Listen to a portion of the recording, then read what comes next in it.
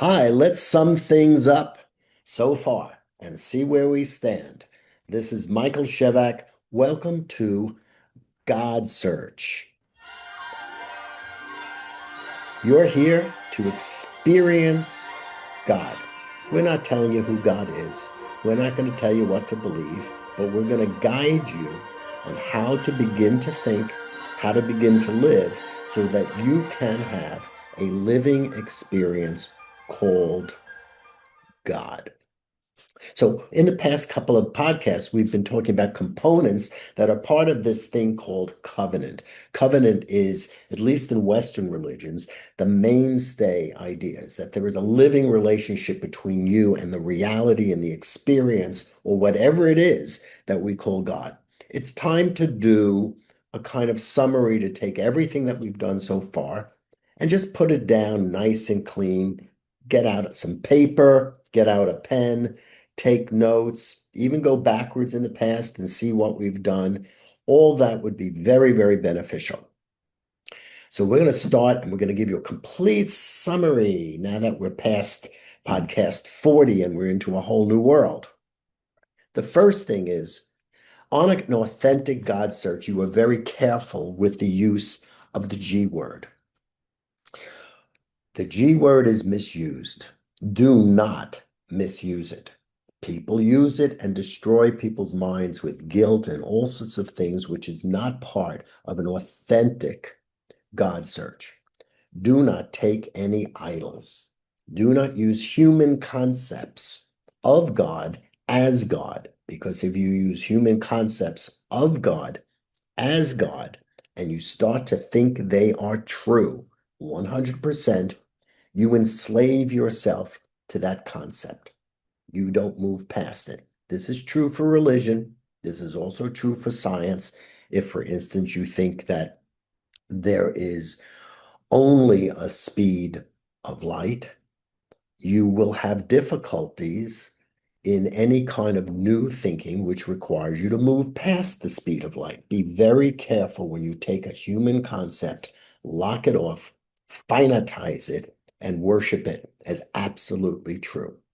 In a true God search, you're dealing with reality, experience, to the best that you can with your limited human senses.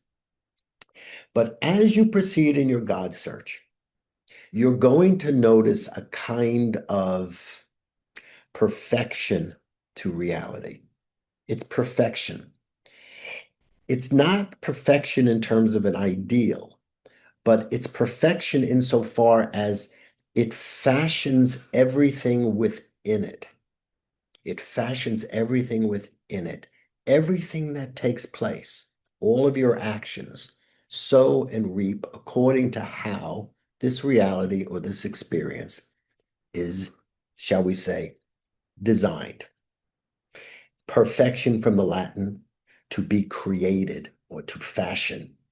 And you'll notice that even evil is brought into this world through the same laws that good is brought into this world, that there is something beyond good and evil that includes them both within itself, ordered by its own nature. This is the beginning of the intuition of God, that there is something beyond what is merely visible and discernible by our senses, which is why we cannot take a human representation of anything and cannot say that it is itself 100% God. And I say this with apologies to certain religious groups that do have incarnations of God, messianic figures that are God, but all these require a certain qualification, the use of the Trinity, for example, that helps define these things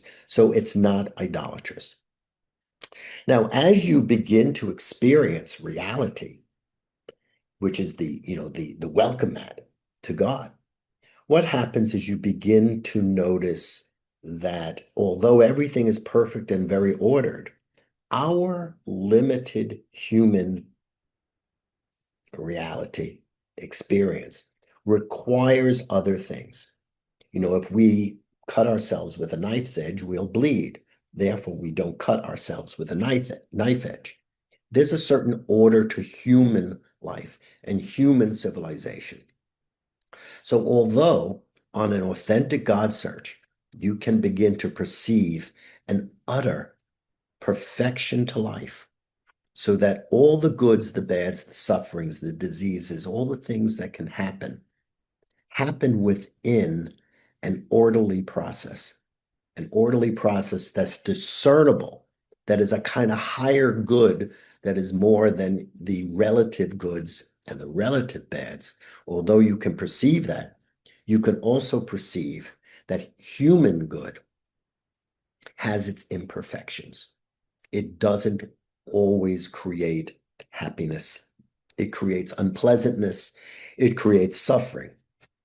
So in the perfect reality that we are given, our task as human beings is to seek perfection on a human level, for a human world, for human lives, human families, human communities, and human possibilities, not just on Earth, but there are galaxies upon galaxies that are waiting for us. There is a vertical aspect, there is a horizontal aspect, and the horizontal aspect of human life, we have to discover God for our human existence. But for us, we have to seek it as human beings are. And as we said, the nature of God that we can experience through a God search is most readily revealed when we seek unity or wholeness and integration and all the parts being assembled nicely. We seek truth, meaning that which corresponds to the nature of reality. And it also happens when we learn to use the most effective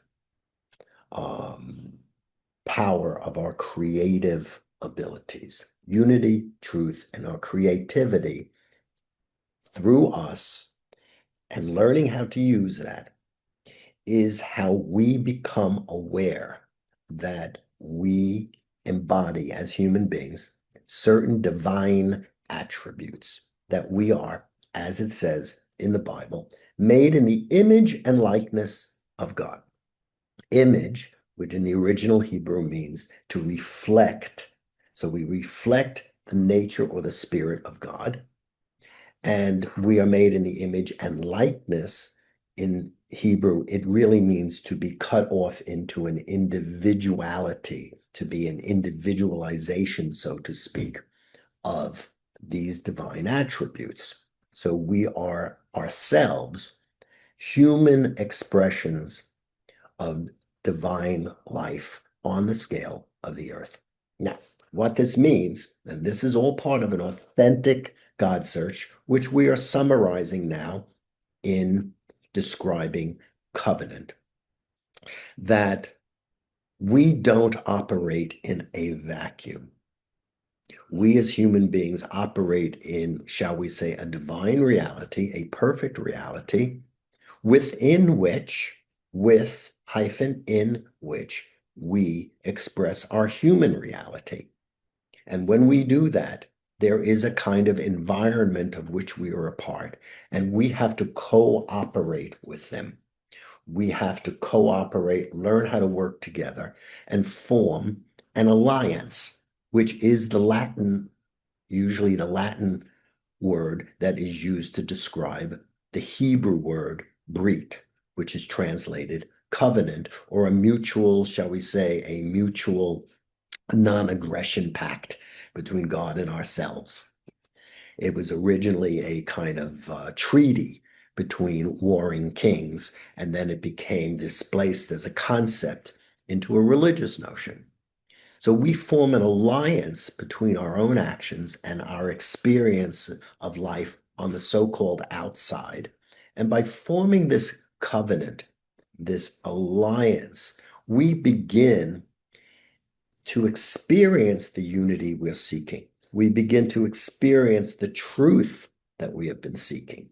And we are experiencing increased perfectibility of our creative abilities, so that we come to know that we are created in the image and likeness of a so-called creator. And we have individuality as we have a so-called creative individuality. And this kind of mirroring of these abilities in us is what gives us the common understanding of God as an individual creator. We are learning that in our individuality as human beings. And then what we introject, take inward through this experience, we project into our ideas of God. And again, be very, very careful that you do not mistake your experience of God as God. It is just an experience, and there are many more rarefied and more sublime experiences than that. So be careful. Whenever you're on Godsearch with Michael Shevack, just be careful. Do not get trapped by your own beliefs. Use your own beliefs as doorways to experience and let the experience progress until the doorways need to change. And you've got to go from a little door to even bigger doors, giant barn doors, because you're expanding as an individual. Now, we are not operating in a vacuum on a covenantal experience of seeking God, where we are aligning ourselves. We don't operate in a vacuum. So there are kind of rules or laws that come into place, which we know. We know that. We know what happens when you, as we discussed, create an automobile that pollutes the air, and we get cancer and we get asthma. And then we have to reinvent the automobile so that our sin of misusing our creative ability does not come back and cause us to suffer. When we do something that is not in alignment to this world, what happens is it comes back to us. We sow and reap it. We experience suffering, and then we have to realize our error, refine our actions, and recreate it as an electrical car, which is a great improvement on a gas guzzler in terms of health and well-being. And there are improvements beyond that. Let us not worship the electric car, but use it as a doorway for further expansion and always be open to growing and changing. In an authentic God search, life is our fundamental teacher. Life. Life is our fundamental teacher. That's what's so exciting about a God search, because it's very real and very personal. Our experience of life is our teacher. Our experience of life is our priest and our rabbi. Our experience of life is our healthy, American, free-willed, individual way that we connect to the world spiritually. Spirituality is the foundation of healthy morality. It is the foundation of good governance. It is the foundation of good religion. Spirituality teaches us how life works for good, i.e., how life works to give us the experience called God.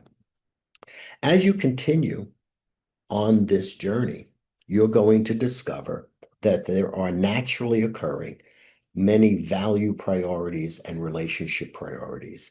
These are kind of design parameters of this world. If you operate according to them, you will have less problems in life. They're guidelines, meaning they are laws that are pulled out of the fabric of reality, and they're kind of speed limits or post-it notes for us to pay attention to. And we discussed valued priorities, that the most important thing is health, then peace, then freedom, then wisdom, which includes care and balance and truth, then the expression of your full potential as a human being, and then lastly is abundance and prosperity. Health, peace, freedom, wisdom, the expression of your full potential, and prosperity. And when you live according to these value priorities with the correct emphasis on what goes first, health comes before prosperity, you will have a better experience of good for God. By the same token, you're also going to notice that there are relationship priorities. You got to put yourself first. If you're not strong and you don't put the oxygen mask on, it's not going to work before you help even your child. You are first, someone else comes second, all come third. Fourth is future generations. We have to not be myopic and think of the future. All life and creation. And then we have to have continuous improvement. So you want to feel, you want to think, you want to speak, you want to act in a way that creates good for yourself, another, all others, future generations, all life and creation. And since you're only human and you got to grow, you want to have continuous improvement. That continuous improvement is the growth. That is the fundamental process of spirituality, which is continuous growth. Growth in unity, truth, and our creative abilities according to value priorities and relationship priorities that will create good, not just merely for you, but also will spread to other people. On an effective God search, we pay close attention to what life does. And you will notice that these value priorities and relationship priorities just pop up. If you go into the publication section of yourgodsearch.com, you'll see a book called The Six Fix. And I think it will help you very much with these value priorities, which are essential. Essential. Now, in a covenantal experience, you, as we just said, are priority number one. But the covenantal experience expands beyond you.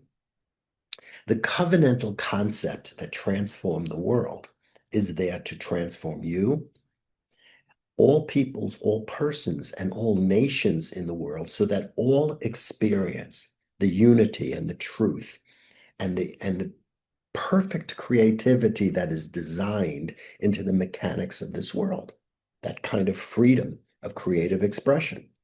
This is part of the covenantal experience. This is the miracle of the experience that we call God. It is not a miracle in being, woo-woo. It's right there in the present tense, right where you are. You don't have to look for it. Okay. We're not talking faith as in religions and, mental attitudes and governmental control. We're not talking about that. We are discovering a kind of, loosely using the word, natural law.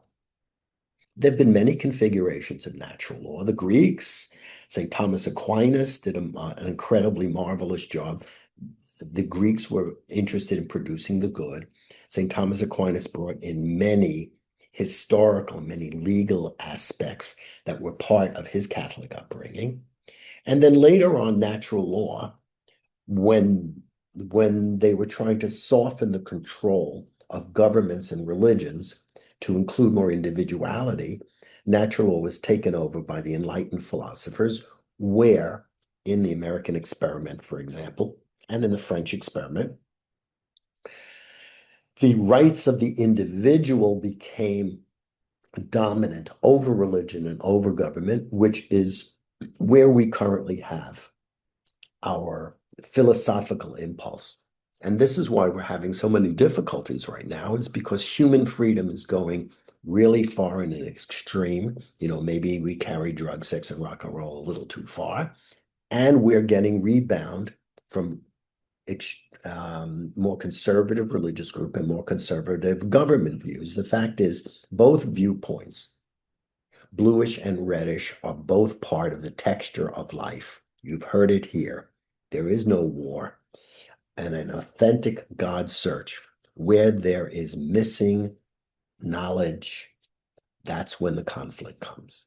And any place you see a conflict, there is simply missing knowledge. It's not worth creating a war. You just open up to asking yourself the question, oh, a conflict. Where is the missing knowledge?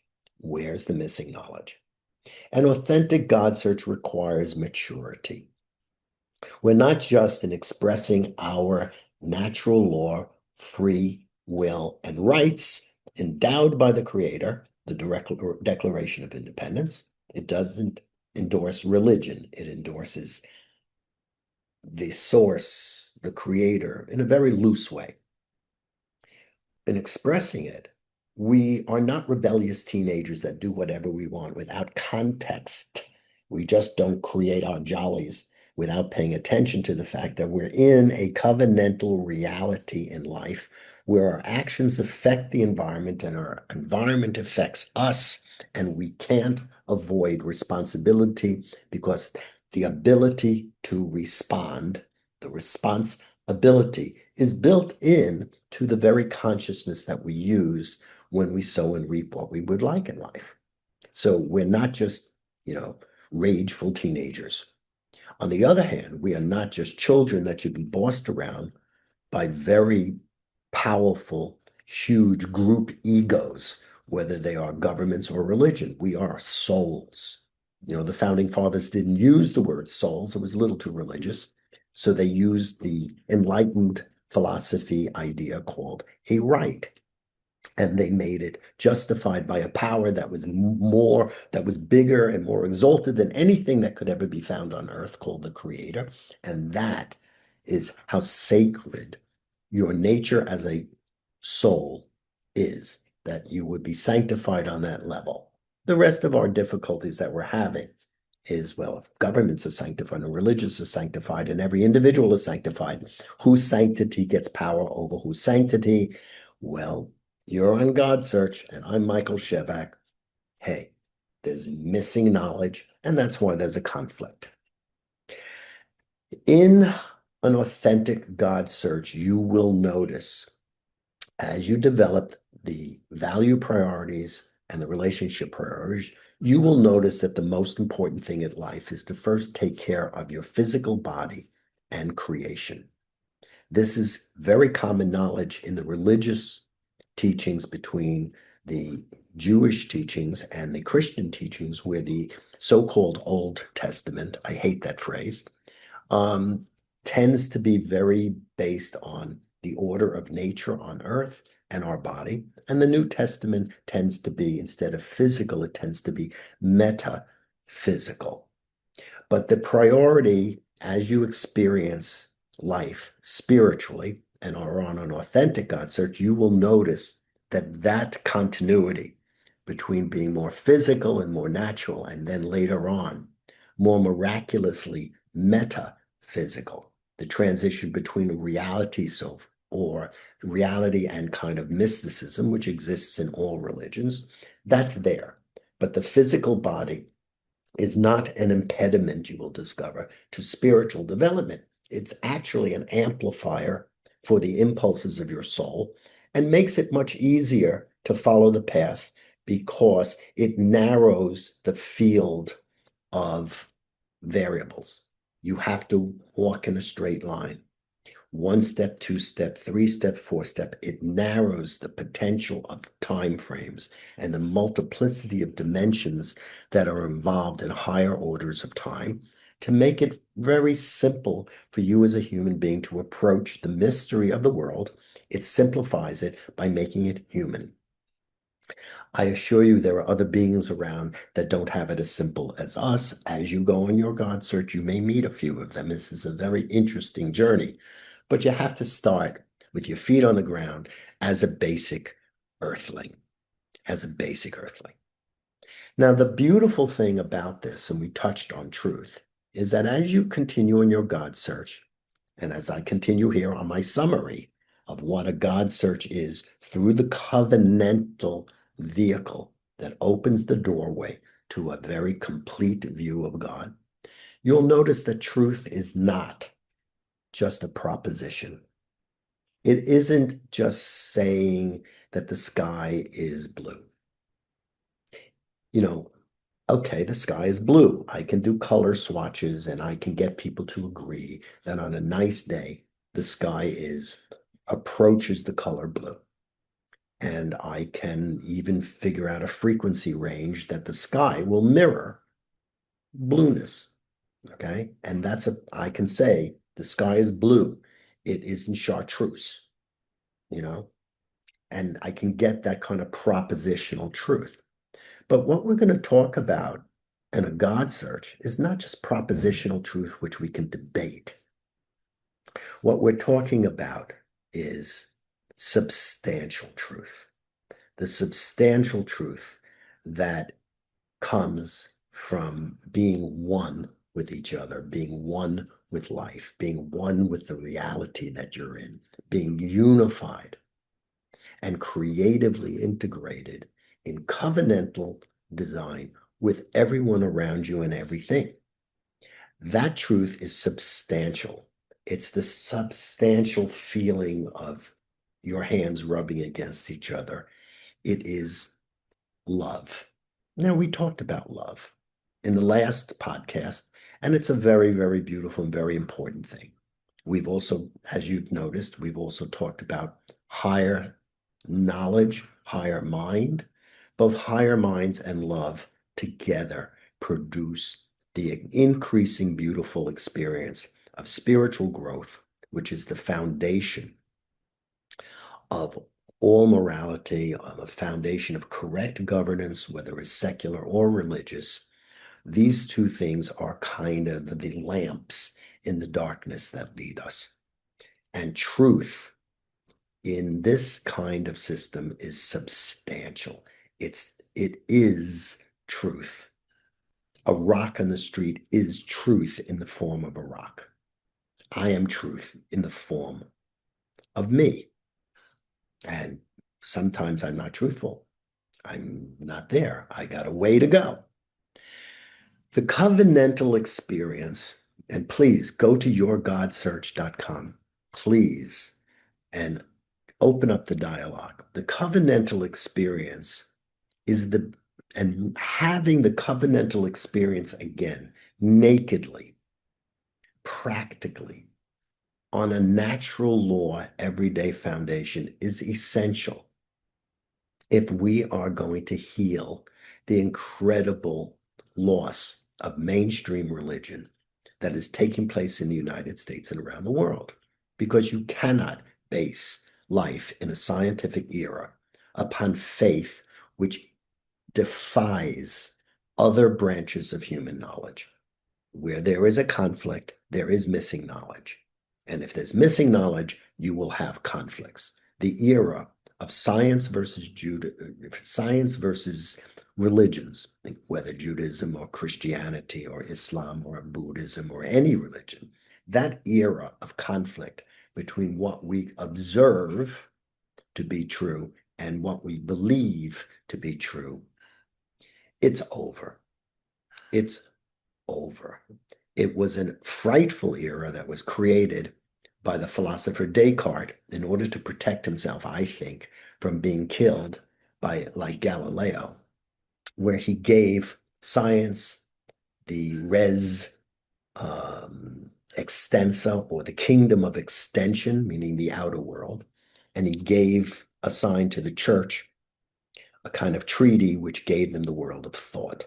Well, that treaty, which is a few centuries old, is over. Religion is scientific. Science has at its core certain philosophical principles that are fundamentally religious. And if they're not religious, the religions and the science are both equally spiritual. So everything is changing in this era. If you are hurting because of this complexity and because you don't know where things are going and you're afraid of what's going to happen, it's because the entire world culture is convulsing right now to remove its, as we discussed earlier, the mind cracks, the either ors, the extreme radical differences in viewpoints that fracture our minds disturb our peace, right? Shatter our unity inside us, and make it impossible to experience the wholeness and goodness, which is the perfect reality that surrounds you, which is the experience called God. The experience called God. So don't be frightened.